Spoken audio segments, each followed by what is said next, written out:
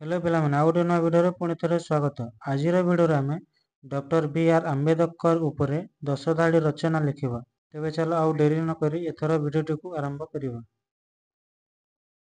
Doctor ବି.ଆର୍. Ambedkar ଜଣେ ସାମାଜିକ ସଂସ୍କାରକ, ଆଇନଜୀବୀ ତଥା ରାଜନେତା ଥିଲେ। ତାଙ୍କୁ ଭାରତୀୟ ସମ୍ବିଧାନର ଜନକ ବୋଲି କୁହାଯାଏ। ସେ 14 ଏପ୍ରିଲ 1891 ମସିହାରେ ଭାରତର ମଧ୍ୟପ୍ରଦେଶ ରାଜ୍ୟରେ ଜନ୍ମଗ୍ରହଣ କରିଥିଲେ। ତାଙ୍କ ପିତାଙ୍କ ନାମ ରାମଜୀ ମାଲୋଜୀ ସକପାଲ ଓ ମାତାଙ୍କ ନାମ ଭୀମବାଇ ସକପାଲ ଥିଲା। ବି.ଆର୍. ଆମ୍ବେଦକରଙ୍କ ସମ୍ପୂର୍ଣ୍ଣ ନାମ ଭୀମରାଓ ରାମଜୀ ଆମ୍ବେଦକର ଥିଲା। ସେ ସ୍ୱାଧୀନ ଭାରତର ପ୍ରଥମ ଆଇନ ମନ୍ତ୍ରୀ ଥିଲେ।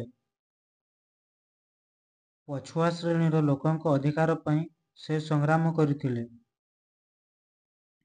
ତାଙ୍କର 1956 ମସିହା ଡିସେମ୍ବର 6 ତାରିଖରେ ଦେହାନ୍ତ ହୋଇଥିଲା। 1990 ମସିହାରେ ତାଙ୍କୁ ଭାରତ ରତ୍ନ ପୁରସ୍କାର ଦିଆଯାଇଥିଲା।